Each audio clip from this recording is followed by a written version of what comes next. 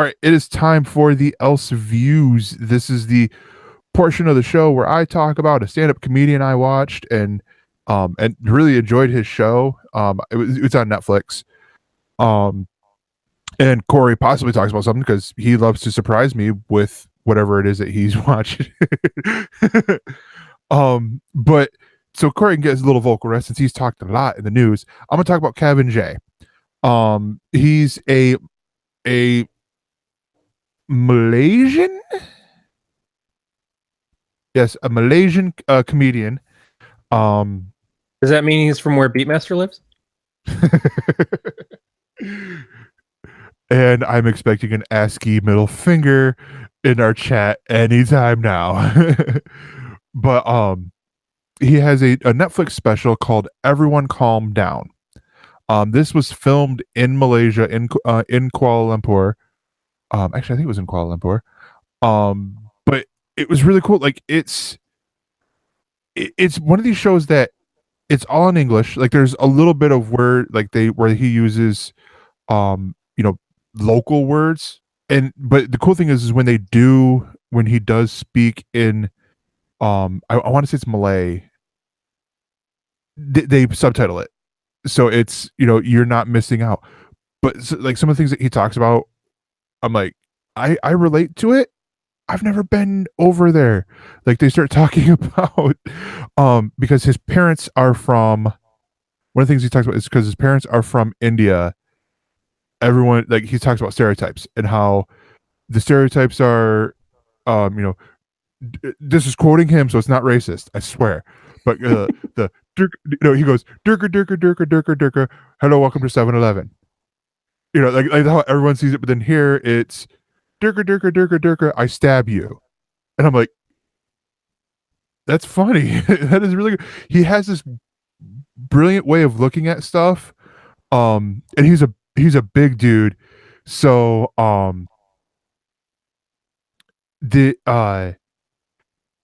and okay, I love how Growly is pointing out that I said the words right. I know how to say words. He's like, Gregor said it right. Malaysian. And he said it, Gregor said it right again, right. Kuala Lumpur. I didn't know if that was where he did the special. But the dude is funny. And God, I wish I remember what his shirt said. It was like, keep calm and listen to the tattooed fat guy or tattooed chubby guy. Dude's hilarious, like across the board. And every time someone would do like like when he says something like mildly offensive, he'd be like, thus the title of the show, Everyone Calm Down, it's just jokes. And not talked about as something I wouldn't know about because I'm a little younger than you. This is where I make you feel old. He talks about the first time watching porn. And this is back in the VHS days with the tape and all that stuff. So he talks about his parents are out of town or out to work, and he skipped school, and so he's getting ready to put it in, and then he hears his mom walking in, so he's hurrying, trying to eject the tape, but it takes a while. And then she goes, "What are you doing here?" And he says, like, he's watching the news, and she goes, "Where are your pants?" And then he goes, "Oh, I don't know," and he goes away or whatever. She goes to watch a thing she recorded. It's his tape.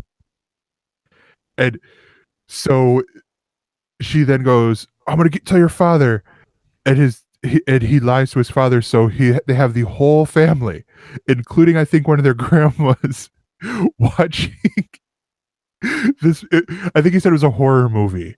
It was like it was a movie called like Sorority Sister or Sorority Sluts 7 or something like that. It had one of those porn titles.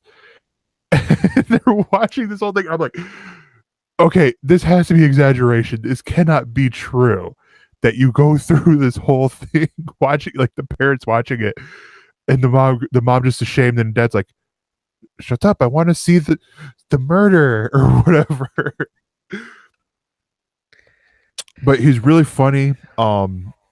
It's one of those, like, I'm surprised I haven't heard of him before. And like I was looking at his Wikipedia page to see, if he's done anything else. And I mean, he's doing a lot for for Malaysia in the stand up comedy realm. You know, a lot like what I would attribute Trevor Noah for doing for South Africa.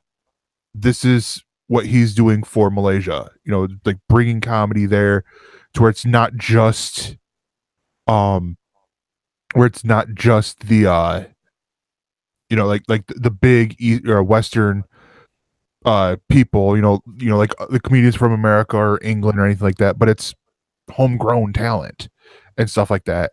But yeah, he's really cool. Check him out. It's on Netflix.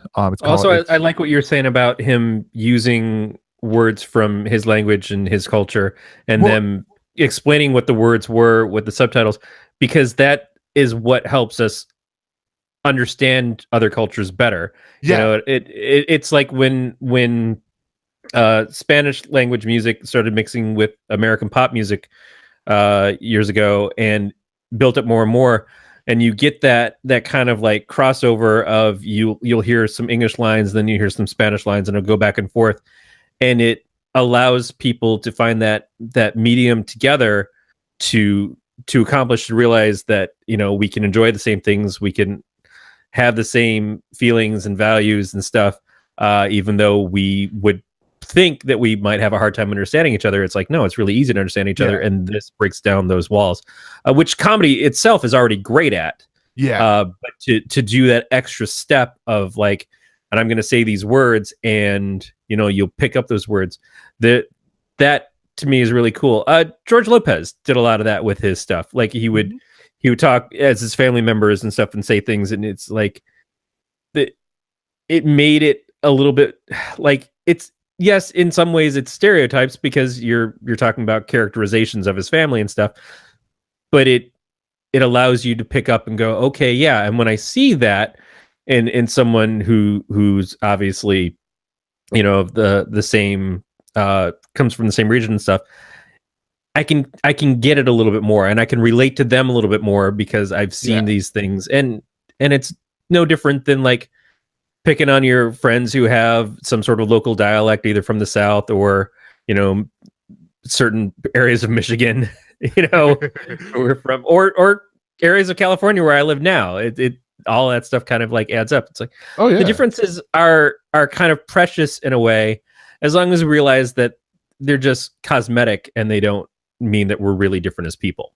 Yeah, I want to say that the big reason why his show was in English though was because he had and first off, he does this he does a thing which it's better than the, hey, where are you from, you know, clap if you're from here. It's the, or no, it's the, you know, make some noise if you're from here or whatever.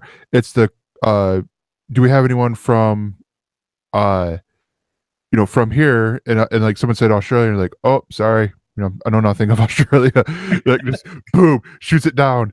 But and then he I think the reason why they did it in English was because I don't think it was in Malaysia. I want to say it was in like like Singapore or something. It was in like a neighboring country and stuff like that. And so it was like, you know, the common language is going to be English, as you know, since they have two different languages and stuff like that. But and then there was another little great, I'm gonna put it right up there with Jimmy Carr. Jimmy Carr does some great slams, but these are more at him asking people to do these. He goes, anyone from America? And the guy goes, yeah. And like, where are you from? New York. I have no idea where that's at. Like in that pattern, I'm like, clever, really good, because you know, whenever we say like, hey, where are you from? You're like, blah blah blah blah blah. Oh, I have no idea where that's at. You know, it's like, well, why'd you ask me that, asshole? Sort of deal. But no, yeah, it's really good. I again highly recommend it. It's on Netflix. I think it's on Netflix worldwide. If we got it here in England, you know, in America, then you know, you probably get it, you know, wherever Netflix is available. So Corey, you got anything you want to share with us? Dude, I have a couple of different things I can go with.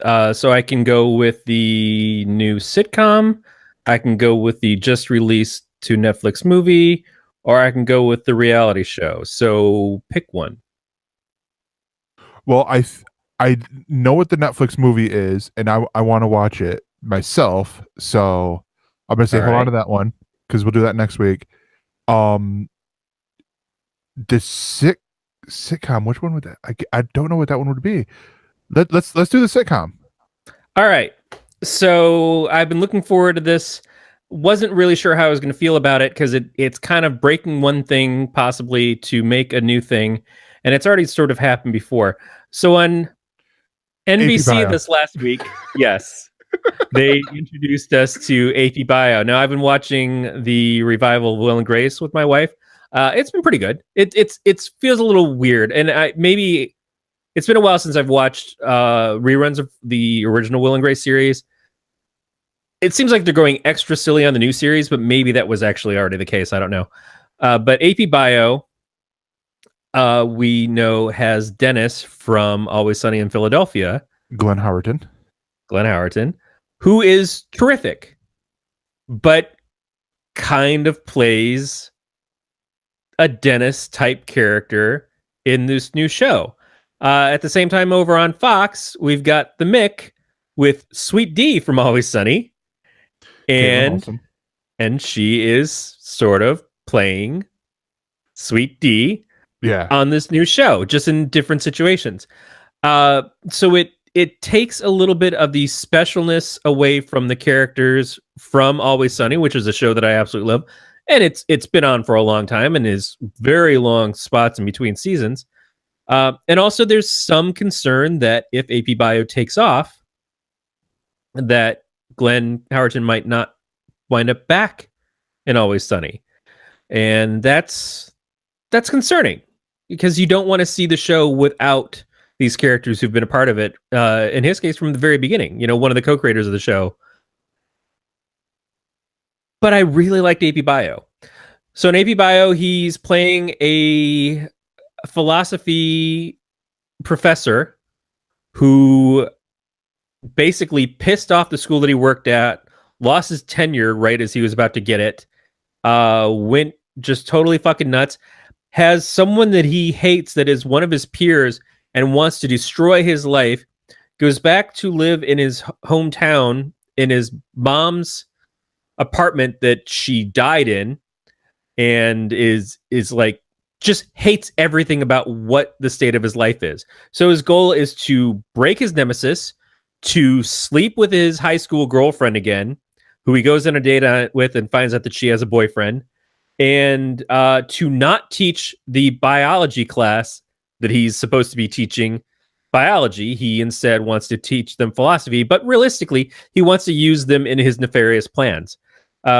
It's got Patton Oswalt is the principal of the school, who seems just kind of like, how do I deal with this? Kind of like the principal in that that show with the kid in the wheelchair in the family. What is that called? Speechless. Yes. The principal in that just always seems ineffective. Or the principals in the Goldbergs.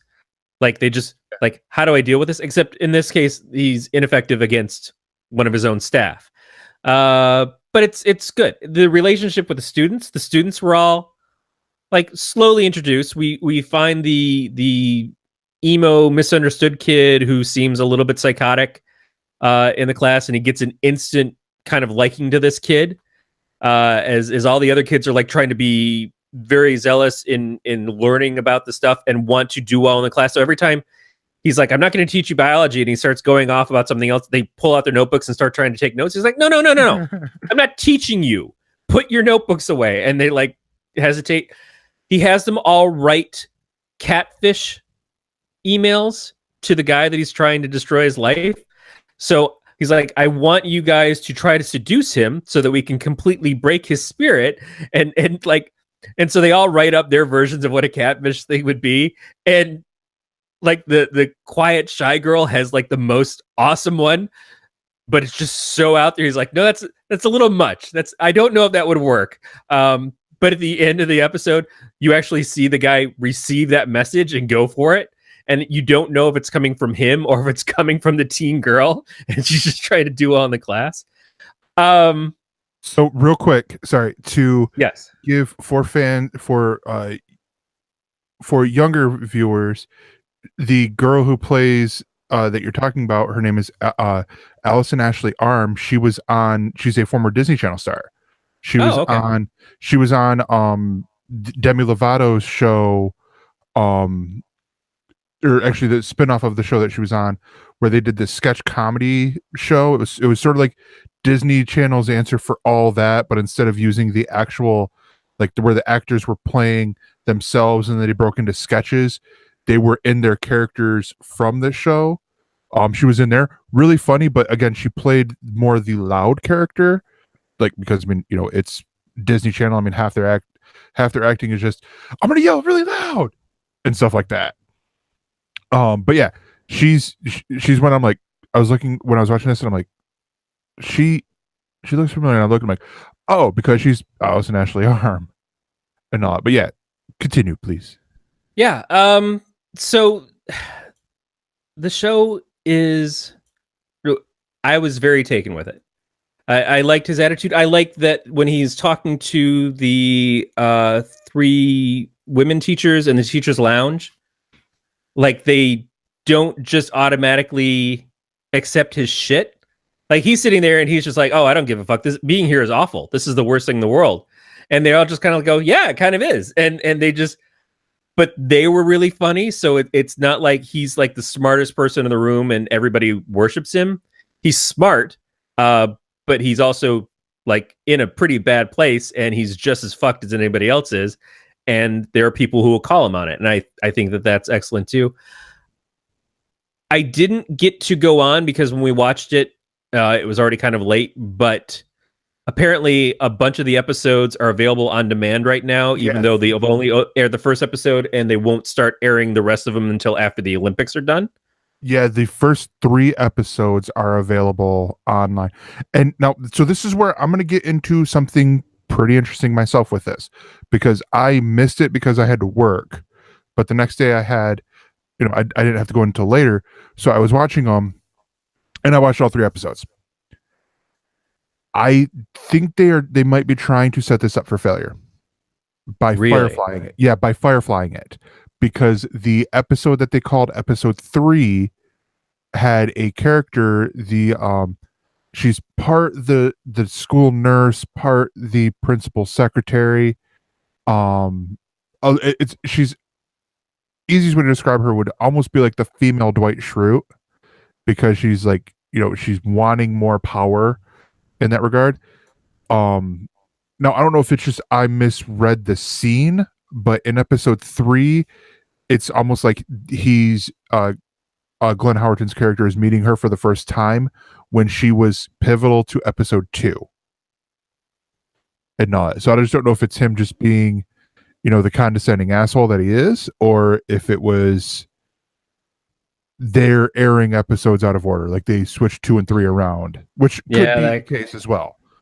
I think NBC's done that more than once as well. If it's that, I don't know if it could be possibly sort of like, which division do I blame here? Because it could not be Comcast's fault, or not be NBC's fault, but be Comcast's fault, which is still the same people, but separate division or something.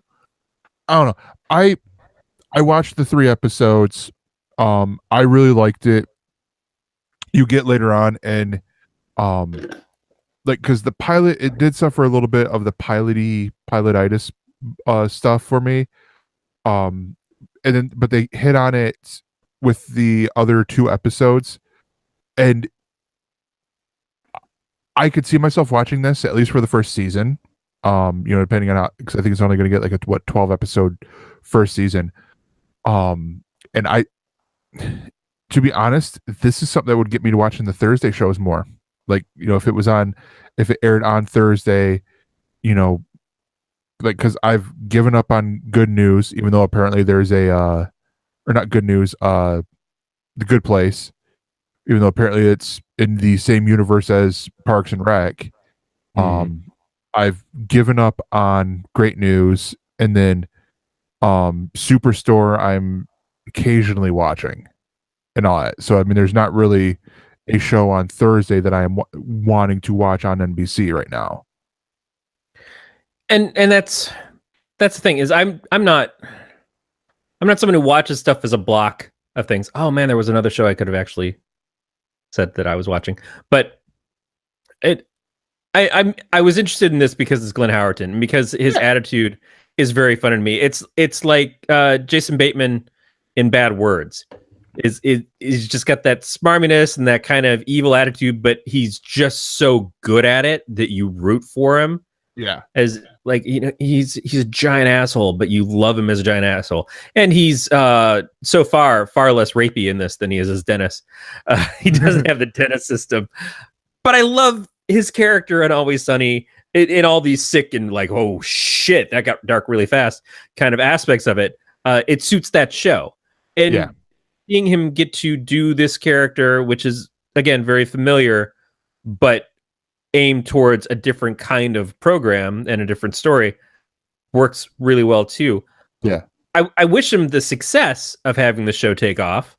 I would rather see long breaks and shorter seasons of Always Sunny with everybody than to see him leave that program. But do you think though that because now we've got Caitlin Olsen who's splitting time between the Mick and It's Always Sunny, and then Glenn Howerton, do you think this could be an ending point for It's Always Sunny? It could either be an ending point for the show, or it could be a reinvention, like when they brought in Frank in the second season, and Dee and Dennis leave the show, and it becomes something else with the bar, and they introduce more characters. Maybe they do more stuff with the waitress, and she's actually Charlie Day's wife. There's a lot of things that could happen with it, and as creators, I trust them. And it doesn't mean that they have to disappear forever, but if they're busier with other jobs, and it becomes, hopefully it doesn't become the fourth season of Arrested Development. Yeah. Where it's like we just try to shoot around everything and it makes a really convoluted mess. But yeah, if I had to lose Dennis from Always Sunny, I do like the show, so it's not like I'm losing Glenn Howerton. I would, at this point in time, I'm interested in sticking around to see how this goes on. That first episode was really good. Both Erin, my wife, and I really liked it. Yeah. So we are going to take a short break, and we will be right back. The galaxy far, far away feels closer now than ever before, and your guides through this galaxy are ready to help. I'm Zach Hagenbusher, one half of the new Jedi Archives podcast with Ben Schultz. Join us every other Tuesday for our experiences with the Star Wars saga, from the core films that we know and love, well, some of them, to the annals of history and the works that shaped Star Wars into what we know it as today. Just jump in wherever you'd like. Download an episode of the new Jedi Archives today. For more on this Galactic Network podcast, go to gncast.com. That's GNCASTS.com.